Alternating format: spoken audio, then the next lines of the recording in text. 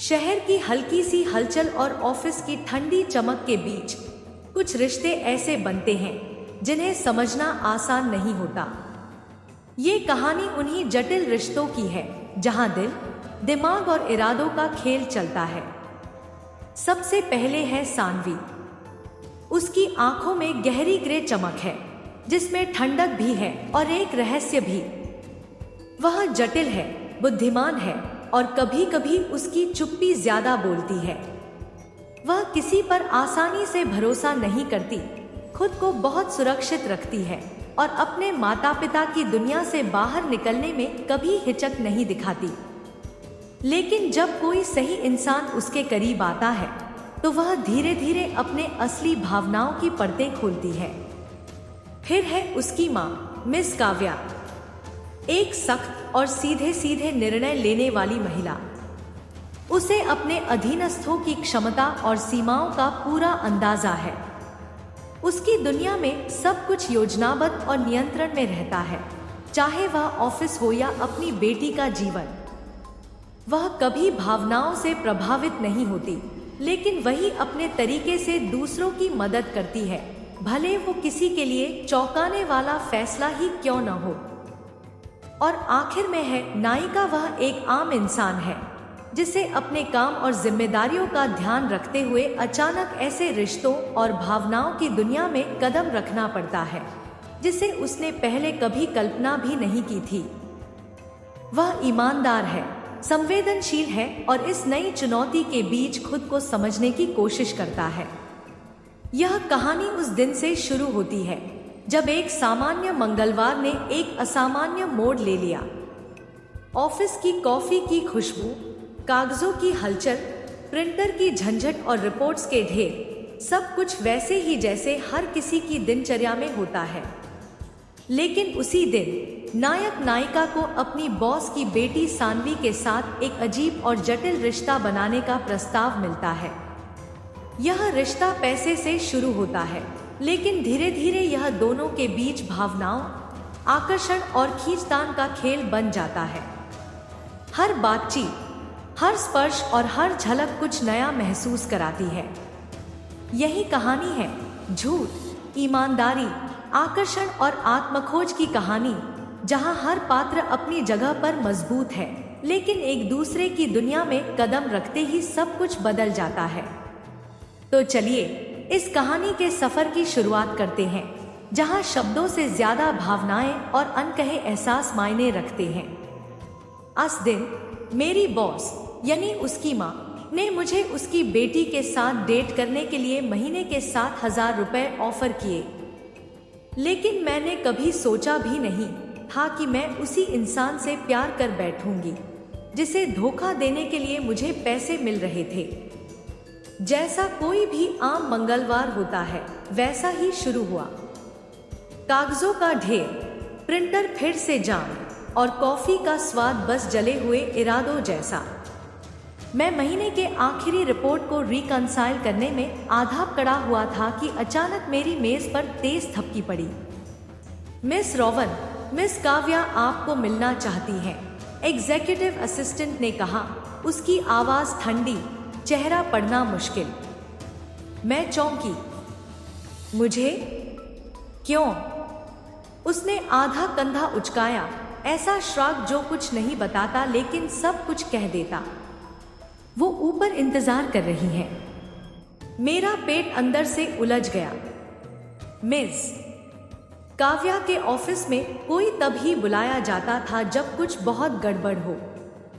वह सीईओ उस तरह की थी जो अपने अधीनस्थों पर समय नहीं बर्बाद करती थी जब तक कि कोई सचमुच जल रहा न हो या जलने वाला हो।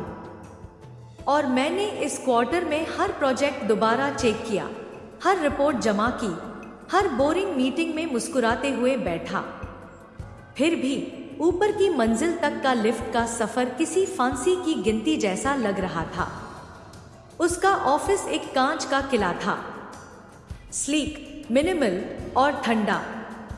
वहां कोई पर्सनल चीजें नहीं थी, बस एक काली फाउंटेन पेन और एक टिकिंग मिनिमलिस्ट घड़ी जो जैसे दिल की धड़कन गिन रही हो। मैं अंदर गई। लेकिन उसने ऊपर नहीं देखा। बैठो, उसने कहा। आवाज स्मूथ थी लेकिन वार्म नहीं। मैं बैठ गई। मिस काव्या ने हाथ जोड़े और मुझे ऐसे देखा जैसे किसी संरचना की मजबूती परख रही हो। मैं सीधे मुद्दे पर आऊंगी। मुझे एक पर्सनल फेवर चाहिए। उसके लिए ये शब्द सुनना अजीब था। वह फेवर्स नहीं मांगती थी, वह फैसले लेती थी और लोग उसी के अनुसार एडजस्ट करते थे। बिल्कुल मैम, मैं जो कर सकती हूँ करूंगी। मैंने गला साफ किया। उसकी नजर और तीखी हो गई। ये मेरी बेटी के बारे में है। मैं ब्लिंक कर गई। मुझे पता नहीं था कि आपकी बेटी है। वो मुस्कुराई नहीं। सानवी, वो कॉम्प्लिकेटेड और ब्रिलियंट है लेकिन गार्डेड भी है। आसानी से किसी से कनेक्ट नहीं करती। और फ्रैंकली मुझे डर है कि मैंने इंतजार किया, समझ नहीं पाई कि ये सब कहाँ जा रहा है। उसने तुम्हें नोटिस किया है। मैं फ्राउन। तुम ग्राउंडेड हो, स्टेटस से डरती नहीं। तुम ज्यादा सुनती हो और कम बोलती और कोई फोनिंग नहीं करती। उसे ये पसंद है। एक पॉज जो रेयर होती है। मैं फ्लैटर्ड हूं, लेकिन मैं चाहती हूं कि तुम उसके साथ समय बिताओ।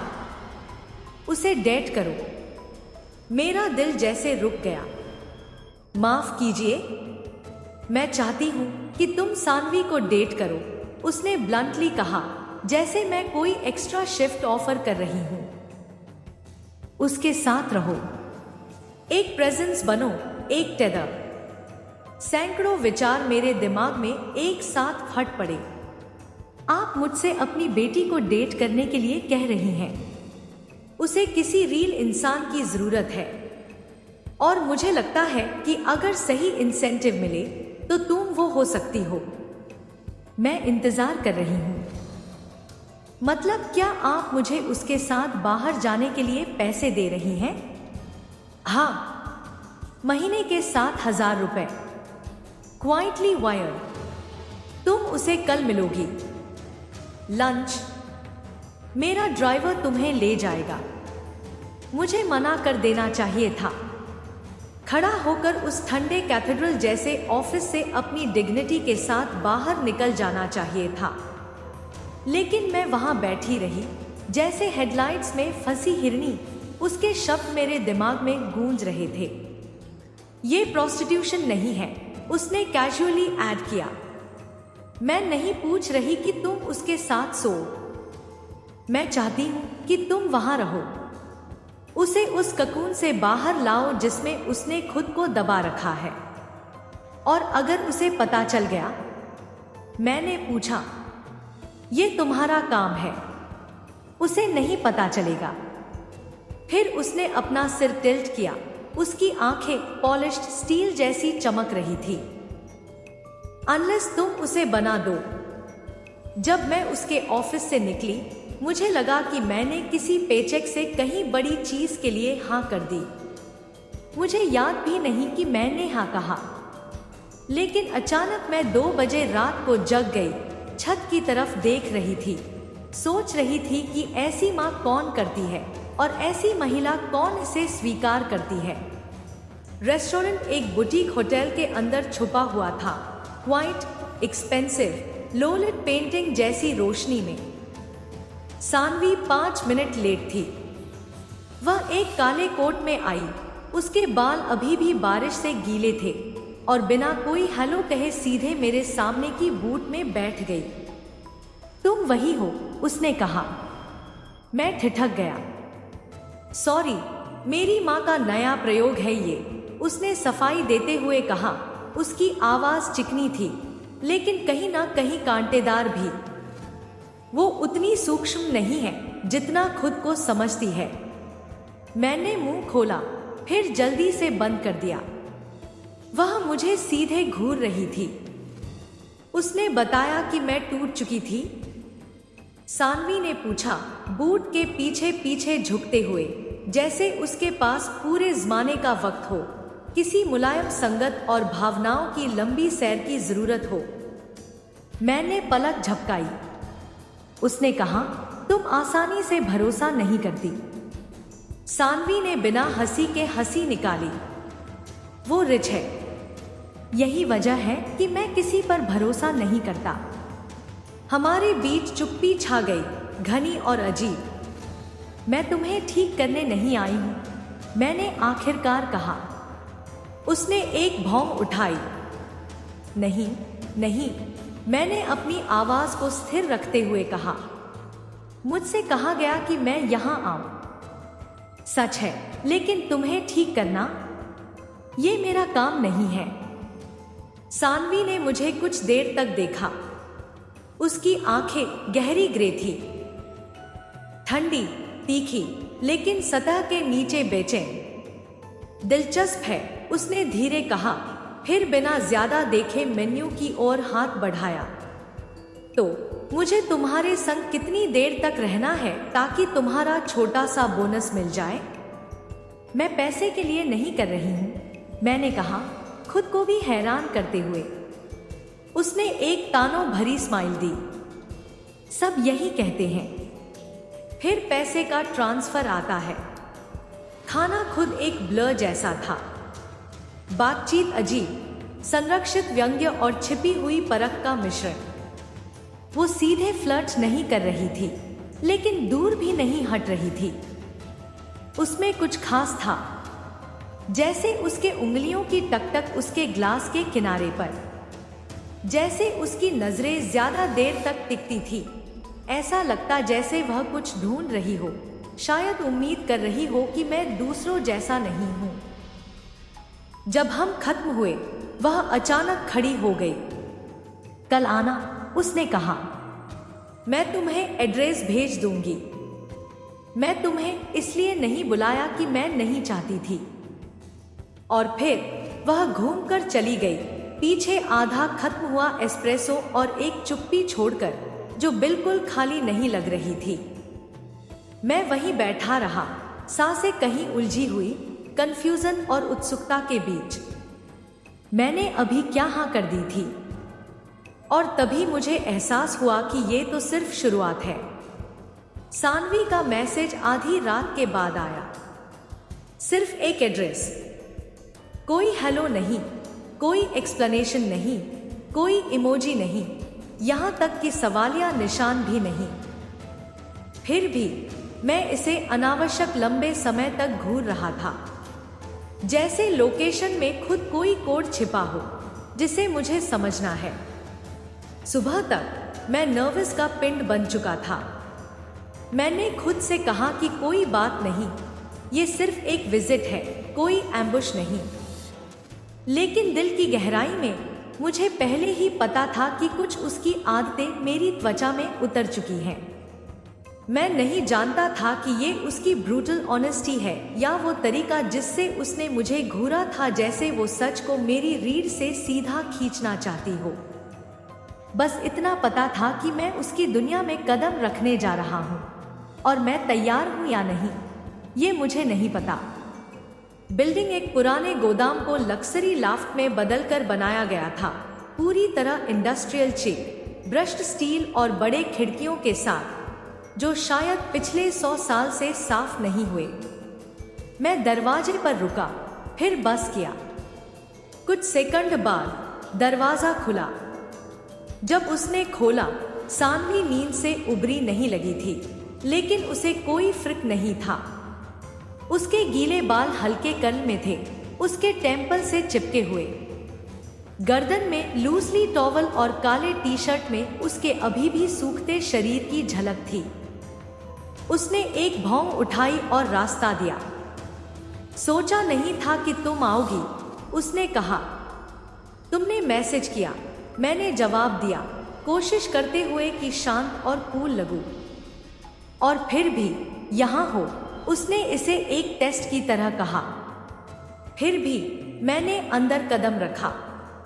लॉफ्ट एक तरह का सजाया गुजारा लेकिन थोड़ा अस्तव्यस्त माहौल था। कंक्रीट की फर्श, बिखरे हुए रग्स, और महंगे फर्नीचर जो ऐसे लगते थे कि किसी ने कभी उन पर बैठा ही नहीं। शेल्फ पर विनाइल रिकॉर्ड्स, पुरानी कैमरे और एब्स्ट्रैक्ट मूर्तियां थी जिनकी कीमत शायद मेरी पूरे महीने की किराए से भी ज्यादा थी। फिर भी फ्रिज खाली था। सिर्फ 2 बोतल बादाम का दूध और आधा खाया हुआ चॉकलेट टार्ट रखा था। पानी लोगे या यहाँ आने का कारण जानना चाहोगे? उसने बिना जवाब का इंतजार किए हुए किचन की ओर बढ़ते हुए पूछा। दोनों? मैंने हल्के से मुस्कुराते हुए कहा। सानवी ने आधा हंसी आधा थकान भरी सांस छोड़ी। तुम अजीब हो, तुम्हारे बुलाने पर आई हूं। टच पहले आधे घंटे हम लगभग बात भी नहीं कर रहे थे। उसने म्यूजिक ऑन किया, कुछ तीखा, मूडी, बिना लिरिक्स वाला, और हम उसके ग्रे लेदर के सोफे के 2 सिरों पर बैठे जैसे किसी ट्रेन स्टेशन पर अजनबी। लेकिन इस खामोशी के नीचे एक अजीब तनाव था।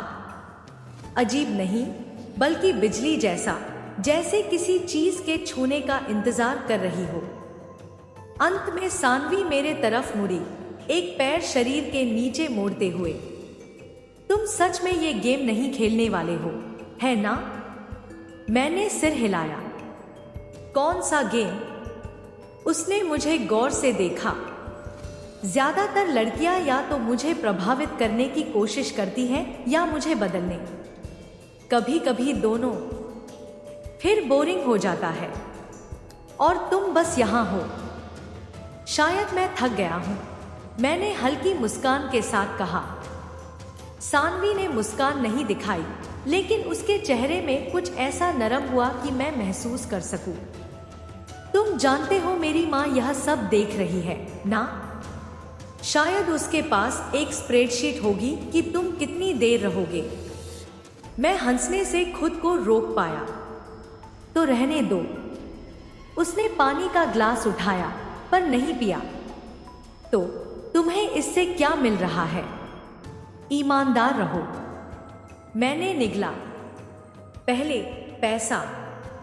उसकी आंखें मेरी आंखों में टिक गईं। लेकिन अब, मैंने धीरे कहा, अब मैं भी निश्चित नहीं हूं। हमारे बीच की खामोशी दिल की धड़कन जैसी महसूस हो रही थी। सानवी आगे झुकी, उसकी आवाज धीमी। ज्यादातर लोग लंबे समय तक दिखावा करते हैं, मैं नहीं कर रही। उसकी नजरें और तेज हुई। और भी अच्छा। वो फिर वही थी, वो अदृश्य धागा जो हमारे बीच कसता जा रहा था। मैं यह कल्पना नहीं कर रहा था। उसका शरीर हल्का सा मेरी ओर झुका हुआ।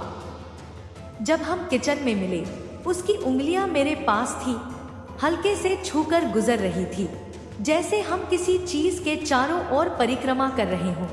लेकिन उसे नाम देना अभी दोनों के लिए मना था।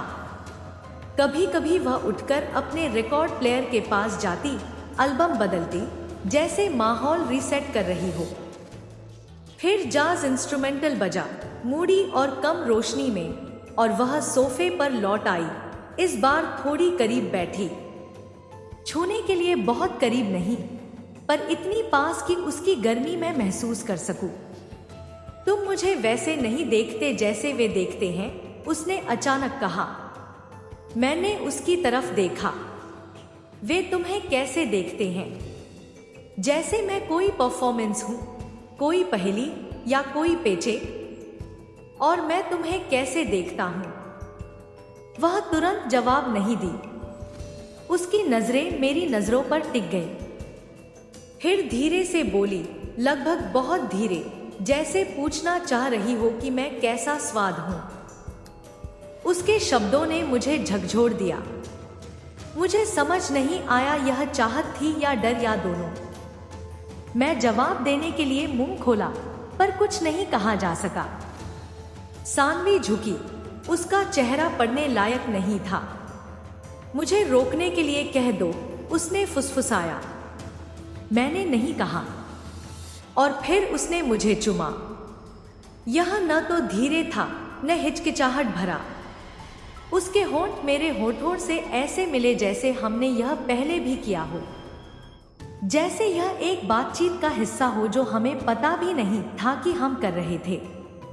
उसका हाथ मेरे जबड़े पर, उंगलियां मेरी गर्दन के पीछे।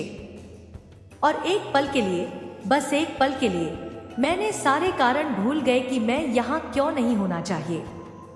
उसका मुंह शराब और सच्चाई का स्वाद दे रहा था, सांस गर्म और हल्की। मेरे हाथ अपने आप उसके कमर पर चले गए, हल्का पकड़ते हुए, उसकी गर्मी में खुद को स्थिर करते हुए। वह चूम रही थी जैसे कल का कोई भरोसा नहीं, जैसे उसने सब कुछ जो दबा रखा था मेरे लिए इस पल का इंतजार कर रहा हो। और मैंने उसे होने दिया। जब हम आखिरकार अलग हुए तो उसने पीछे हटकर कोई दूरी नहीं बनाई। वो वहीं रुक गई, उसका माथा मेरा माथे से टिका हुआ, उसकी सांस मेरे होठों को छू रही थी। इसका मतलब कुछ नहीं है, उसने कहा, लेकिन उसकी आवाज कांप रही थी। मालूम है, मैंने कहा, लेकिन सच तो ये था कि इसका मतलब सब कुछ हो चुका था। अंततः उसने उठकर अपना तौलिया लिया और हॉलवे की ओर चली गई। मैं वहीं बैठा रहा, कानों में धड़कन गूंज रही थी, होंठ अभी भी झंझना रहे थे, सोचते हुए कि मैंने अभी क्या होने दिया। पछताने के लिए नहीं, बल्कि इसलिए कि अब मुझे पता था कि ये सिर्फ एक एहसान नहीं रहा, ये एक बम था और मैंने उसे जला दिया था। और मुझे नहीं पता था कि अब आगे क्या होने वाला है। अगली रात मैं वापस जाने की योजना नहीं बना रहा था। मैंने सोचा कि मुझे थोड़ा वक्त चाहिए खुद को समझने के लिए, शायद थोड़ी शर्म भी, लेकिन शर्म कभी नहीं आई। जैसा मैंने सोचा था वैसी नहीं, बल्कि हर बार जब मैं याद करता कि सानवी ने मुझे किस करने से ठीक पहले कैसे देखा, जैसे खुद को फिर से कुछ महसूस करने की चुनौती दे रही हो, सीने में एक कसाव सा उठता। काम पर ध्यान लगाने की कोशिश की, लेकिन हर स्प्रेडशीट खाली लगती। हर बार ऑफिस का दरवाजा खुलता, मैं चौंक जाता, आधा डरते हुए कि मिस काव्या की असिस्टेंट कोई और पतली होंठ वाली नोटिस लेकर आ रही होगी। वो आपसे मिलना चाहती है। लेकिन दिन चुपचाप बीत गए। कोई बुलावा नहीं, पैसे की बात नहीं, बस मेरा दिमाग सानवी और उसके उस स्वाद के बारे में भटक रहा था, कुछ वर्जित और जरूरी एक साथ।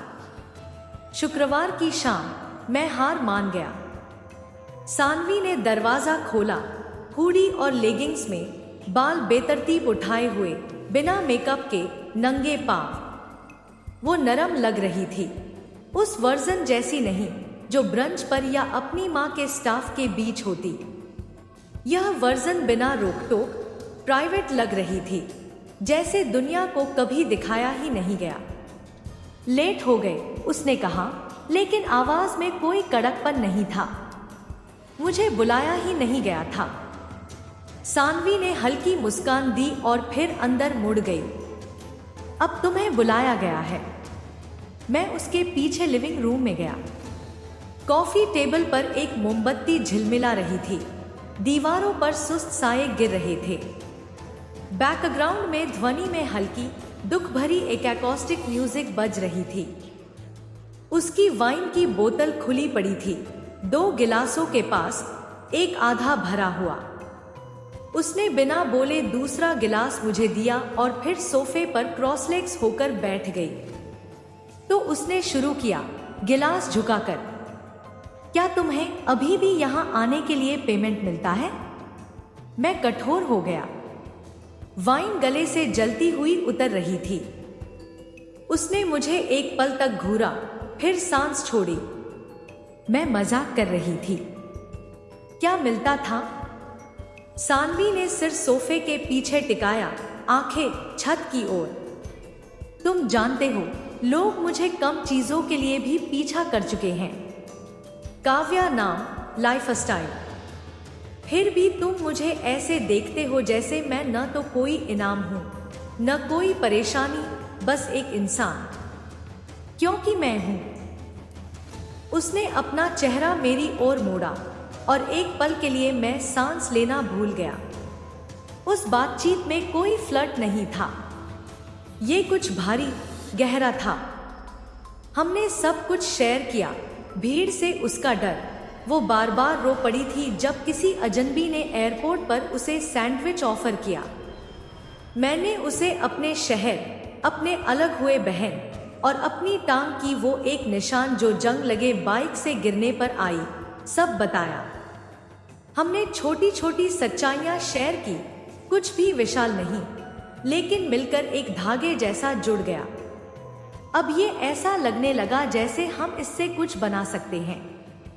किसी पल उसने मेरे पास झुककर बैठना शुरू किया। उसका हाथ मेरा हाथ छू गया।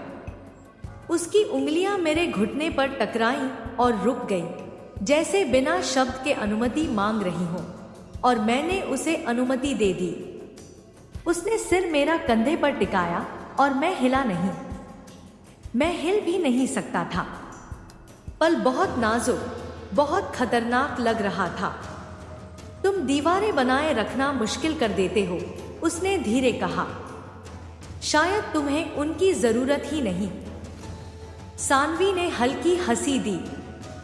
ऐसा बोलने वाला कोई अभी तक सही तरह से नहीं दुखा है।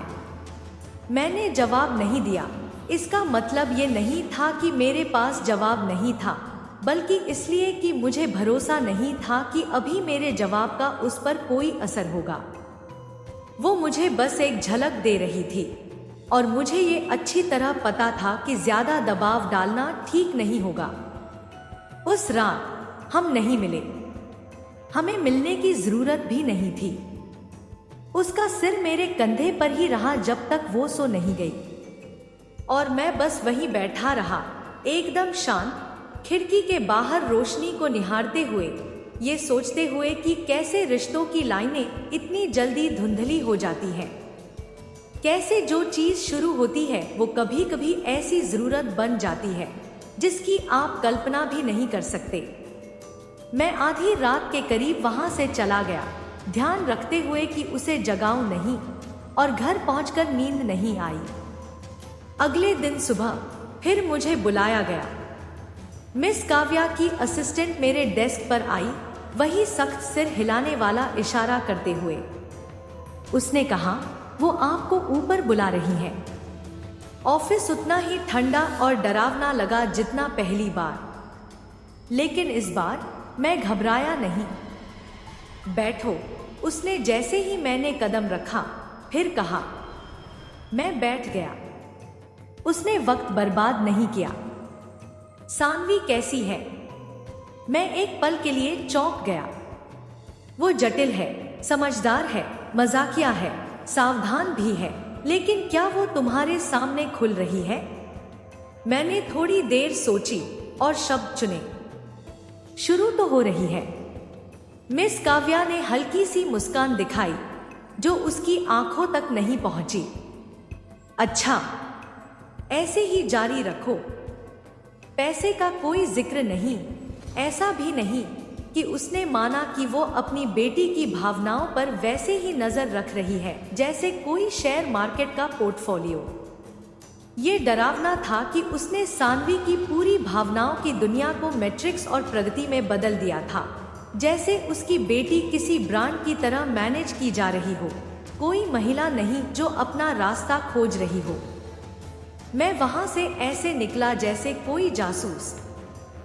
शाम को सानवी ने मुझे मैसेज किया, आज फ्री हो? मैंने हल्का जवाब दिया, मत सोचो, बस आ जाओ। इस बार कोई पता नहीं, बस उम्मीद की जा रही थी। मैं गया। लॉफ्ट वैसा ही दिख रहा था, बस लाइट थोड़ी कम और हवा भारी लग रही थी। सानवी सोफे पर बड़े स्लीव वाले स्वेटर में घुसी हुई थी, हाथ स्लीव में छुपे थे, घुटने छाती तक खींचे हुए। मैंने जैसे ही कदम रखा उसने मेरी तरफ देखा भी नहीं, बस अपने पास की जगह की ओर सिर हिलाया। हम थोड़ी देर वहीं बैठे रहे। नीचे शहर की हल्की गूंज हमारे चारों ओर फैली हुई थी। वो ज्यादा नहीं बोली, मैं भी नहीं। धीरे धीरे उसके हाथ की उंगलियां मेरी उंगलियों से टकराईं। इस बार उसने पीछे नहीं खींचा। मुझे नहीं पता ये क्या है, उसने धीरे से कहा, लेकिन मैं नहीं चाहती कि ये रुके। मेरी गर्दन कस गई। तो इसे मत रोकना। हमने एक दूसरे की बाहों में झपटा नहीं। कोई संगीत नहीं, कोई सिनेमा वाला मोमेंट नहीं, बस वो मेरी ओर झुकी, उसका हाथ मेरे हाथ में लिपटा, गाल मेरी कॉलर बोन पर रखा, जैसे वहां रहना उसका हक हो। हम घंटों ऐसे ही रहे और उस शांति में मैंने एक डरावनी और खूबसूरत सच्चाई एक साथ महसूस की। मुझे पैसे की परवाह नहीं रही। मैं उसके लिए गिर रहा था और वो झूठ जिससे ये सब शुरू हुआ था अब सहना पहले से भी मुश्किल हो गया था। ये सब मंगलवार को हुआ। वो धीरे धीरे सुनहरी दोपहर जो हर चीज को ठीक होने जैसा महसूस कराती थी। सानवी और मैं फिर उसके घर थे। लॉफ्ट शांत और मंद रोशनी में था। देर की धूप खिड़कियों से आलसी पैटर्न बुन रही थी। हमने ताई का ऑर्डर दिया था। आधा वाइन की बोतल खत्म कर चुके थे और अपने आम जटिल हाथ पांव के उलझे अंदाज में सोफे पर बैठे थे। उसका सिर मेरे घुटने पर था, उंगलियां मेरी जांघ पर गोल घेरे बनाती हुई। हमारे बीच का आराम इतना नेचुरल और आसान हो गया था कि ये डरावना लग रहा था, क्योंकि इसके नीचे मैं अभी भी झूठ बोल रहा था। माँ ने आज अजीब बात कही, उसने अचानक कहा। आंखें अभी भी छत पर टिकी थी। मेरा शरीर सख्त हो गया। हाँ, उसने पूछा कि क्या मैं खुश हूं। मैंने निगल लिया, अपने अंदर उठ रहे डर को दिखाने की कोशिश नहीं की। और तुमने क्या कहा? सानवी ने अपनी नजरें मेरी नजरों से मिलाई। उसकी आवाज नरम और सावधान थी।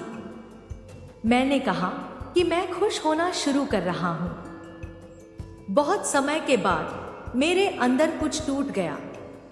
वह धीरे धीरे उठी और मेरा चेहरा देखने लगी।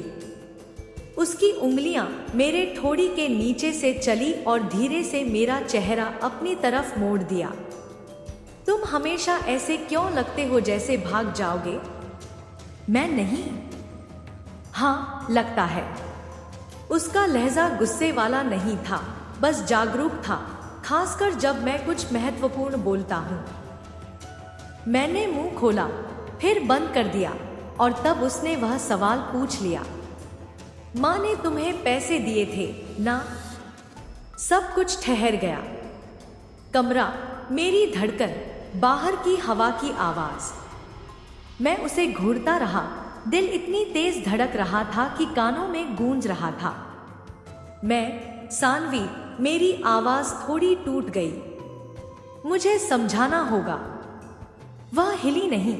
उसकी आंखें मेरी आंखों में जमी हुई थी, जल रही थी पर पड़ी नहीं जा रही थी। मैंने आज उससे सीधा पूछ लिया और उसने इनकार नहीं किया, बस कहा कि यह कॉम्प्लिकेटेड है। मैं झूठ नहीं बोल सकता। अब नहीं। उसने पैसे दिए, मैंने धीरे से कहा। शुरू में सानवी ने सिर्फ एक बार सिर हिलाया। कोई जोर की प्रतिक्रिया नहीं, कोई आह नहीं। यह सबसे ज्यादा दर्द देने वाला था। और अब उसने पूछा। मैं एक कदम आगे बढ़ा। अब मुझे पैसा नहीं चाहिए, मुझे तुम्हारी परवाह है। पर शुरू में तो ये एक काम था, उसने कहा और उसकी आवाज फ्लैट हो गई। ठंडी नहीं, बस खाली। तुम्हें मुझे करीब लाने के लिए पैसे दिए गए थे। मुझे लगा नहीं कि कुछ महसूस होगा। मैंने जल्दी से कहा, बेटा, मुझे नहीं लगा कि गिर जाऊंगी। उसने नजर चुराई। पर तुम गिर गई। हाँ। हमारे बीच की खामोशी चिल्लाती हुई आवाज जैसी थी। उसके हाथ धीरे धीरे सीने पर थे, उसके होंठ खुले जैसे कुछ कहना चाहती हो, पर सही जगह नहीं मिल रही थी। मुझे समझ नहीं आता कि इसके साथ क्या करूं, उसने आखिर में कहा, क्योंकि मैंने खुद को विश्वास कर लिया था कि ये सच है कि तुम अलग हो। मैं हूं, तुम हो। उसकी आंखें अचानक मेरी आंखों में लौट आई, गीली, क्योंकि मुझे खुद नहीं पता कि मैं किसके लिए गिर रही हूं। मैं एक कदम आगे बढ़ा, फिर रुक गया। तुम हमेशा वही इंसान के लिए गिर रही थी, बस अब ज्यादा ईमानदार रूप है, पर ईमानदारी तो पहले दिन बता देनी चाहिए थी। मैं डरी थी, मैंने कहा, मेरी आवाज कांप रही थी। मैं जो था खोना नहीं चाहती थी। तुमने कभी मुझे मौका नहीं दिया तय करने का कि मुझे चाहिए भी या नहीं। ये शब्द गहराई से ढांव कर गए। सानवी मेरी तरफ से खिड़की की ओर चली गई, अपने हाथों से खुद को कसकर पकड़कर, जैसे अंदर कुछ टूटा हुआ संभाल रही हो। धूप उस पर गिर रही थी, पर वह ठंडी और कांप रही थी। अभी मैं तुम्हें नहीं देख सकती, उसने कहा, पीठ मुझे करके। मैं हिला नहीं। मैंने कभी नहीं चाहा कि ये सब तुम्हें दुख दे, मैंने धीरे से कहा, पर समझूंगी अगर तुम अब मुझे नफरत करो। वह धीरे और सोच समझकर घूमी। आवाज उठी नहीं, चीख नहीं। मैं तुमसे नफरत नहीं करती, यही सबसे बुरा हिस्सा है। वह दरवाजे की तरफ चली, खोला और वहां खड़ी हो गई। मैं उसे घूरता रहा, आंखों से किसी वजह के लिए भीख मांगता, रुकने का कारण देने के लिए। प्लीज, मैंने धीरे से कहा। सानवी ने सिर हिलाया और उसके एक्सप्रेशन में कुछ ऐसा था जो मुझे तोड़ दिया। मुझे स्पेस चाहिए, और अगर तुम सच में मेरी परवाह करते हो, जैसे कहते हो, तो तुम मुझे दोगे। मैं बाहर निकला। दरवाजा पीछे से बंद हुआ, शांत और फाइनल। और बस, जिस दुनिया में मैं गिर गया था, वह अपने वजन से ही ढह गई। अगले कुछ दिन एक धुंधली रफ्तार में बीत गए। मैं काम पर गया, रिपोर्ट्स फाइल की, मीटिंग्स में मुस्कुराया, पर अंदर से खाली था। मैं सोया नहीं, खाना भी कम। सब कुछ मुझे उसकी याद दिला रहा था, उसका सैरोस, उसकी शांत संवेदनशीलता। जब मैं जाता, वह कभी अलविदा नहीं कहती थी, पर हमेशा बाद में मैसेज करती, जैसे कुछ मतलब रखता हो। पर अब तक गुरुवार की रात तक कुछ नहीं, सिर्फ एक मैसेज, हमें बात करनी है। 9 बजे रूफटॉप कैफे। मैं उससे पहले पहुंच गया, दिल पसलियों से टकरा रहा था। रूफटॉप धुंधला और शांत था, आलसी फेरी लाइट्स और दूर शहर की लाइट्स की झिलमिलाहट से रोशन। मैं कोने की मेज पर बैठ गया और इंतजार करने लगा।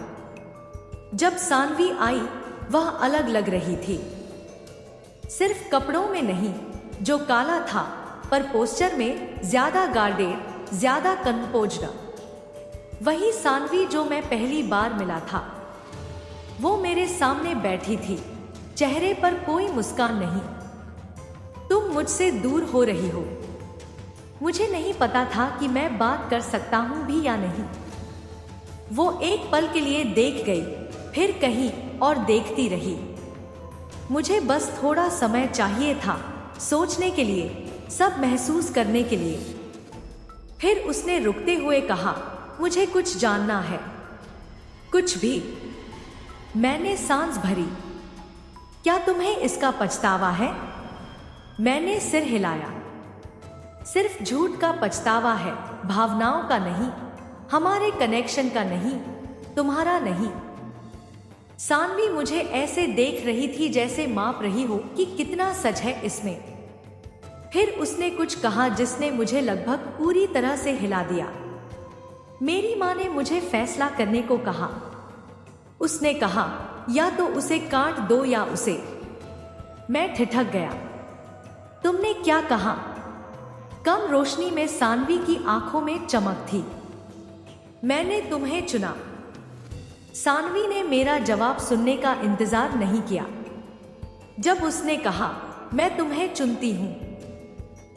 वो बस छत पर लगे धुंधले कैफे में बैठी रही, पीठ सीधी, चेहरा पढ़ने लायक नहीं, नजरों में अडिगता, जैसे उसने पहले ही संभाल लिया हो कि आगे जो होगा उसे वो झेलेगी। मैंने सबसे पहले चुप्पी तोड़ी। मेरी आवाज मेरी मंशा से भी नरम थी। तुमने मुझे चुना? उसने सिर हिलाया, फिर अपनी बिना छुई पानी की गिलास पर जमा कंडेंसेशन की ओर देखा।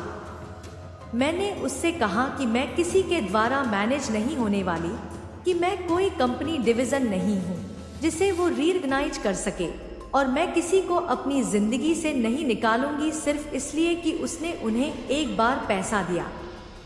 सानवी, मैंने धीरे से कहा, सब कुछ महसूस करते हुए।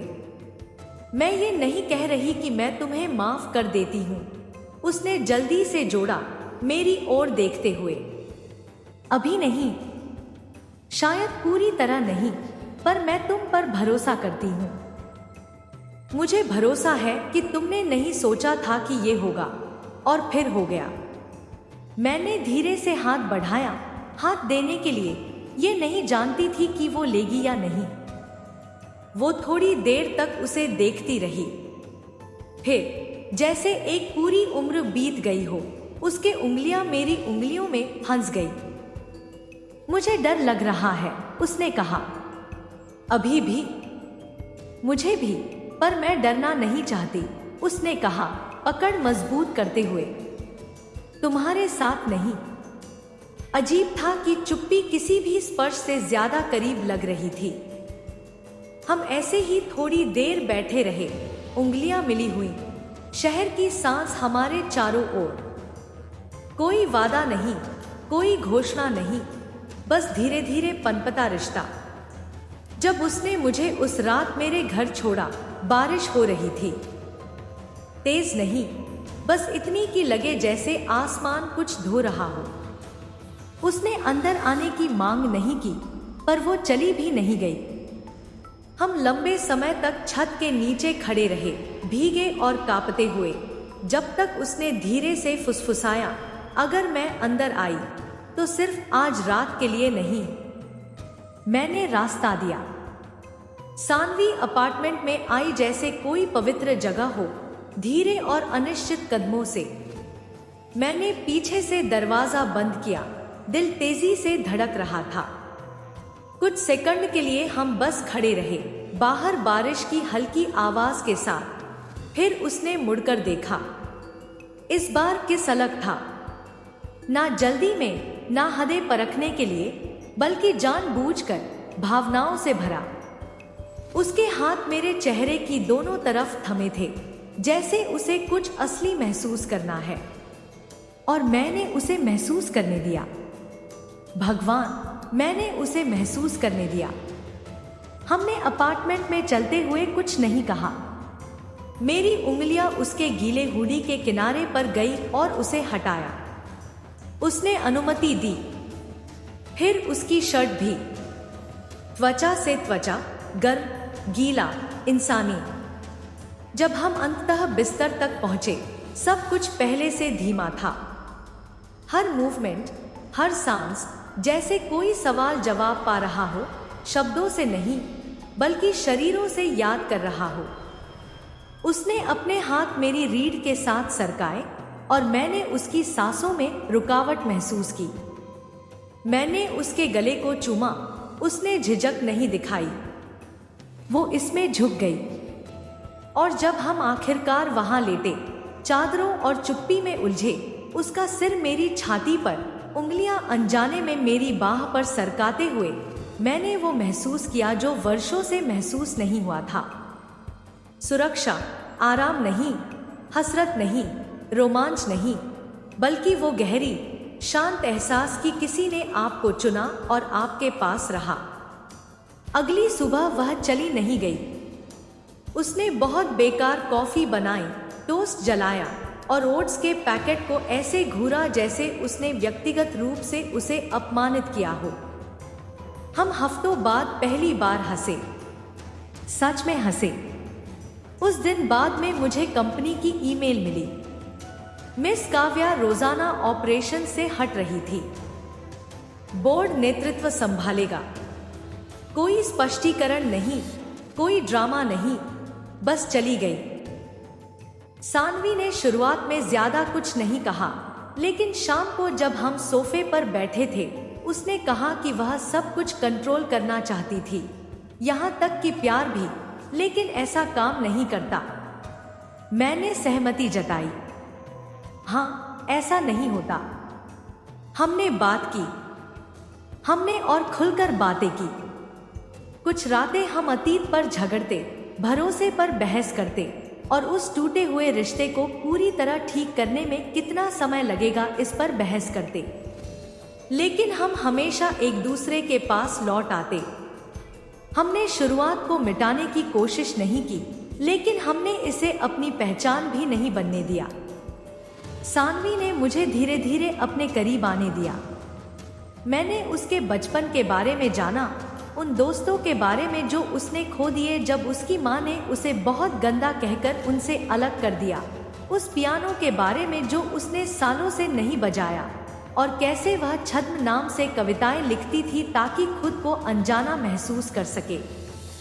और मैंने भी उसे खुद को दिखाया, अपनी कमजोरियां, पछतावे, वो अपराध बोध जो मुझे अभी भी था, उस चीज के लिए हाँ कहने का जो पहले धोखा जैसा लग रहा था, उससे पहले कि यह मेरी पसंद बनती।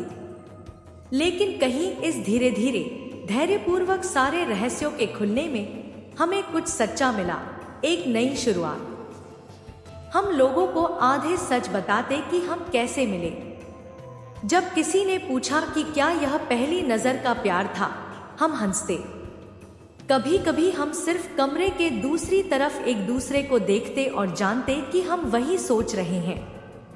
कितना पागलपन था, कितना अवास्तविक, कितना अनिवार्य। आज भी कुछ रातें आती हैं जब वह पलटकर मेरे गले से अपना चेहरा चिपकाती है और बड़बड़ाती है, अभी भी खुश हूं कि तुमने मुझे चुना। और हर बार मैं धीरे से जवाब देती हूं, हर बार। क्योंकि चाहे शुरुआत कैसे भी हुई हो, चाहे कितना भी जटिल, गड़बड़ या योजनाबद्ध क्यों न हो, यह एक चुनाव पर खत्म हुआ, हमारा चुनाव। और यही एकमात्र चीज थी जो कभी असली लगी। जो शुरू हुआ था सिर्फ एक समझौते के रूप में, वह एक चुनाव में बदल गया, और उस चुनाव ने सब कुछ बदल दिया। अगर आप सोचते हैं कि प्यार सबसे उलझी हुई शुरुआत से नहीं खिल सकता, तो फिर से सोचिए। और हाँ, ऐसे असली, कच्चे और प्रतिबंधित कहानियों के लिए लाइक, कमेंट और सब्सक्राइब करना मत भूलिए।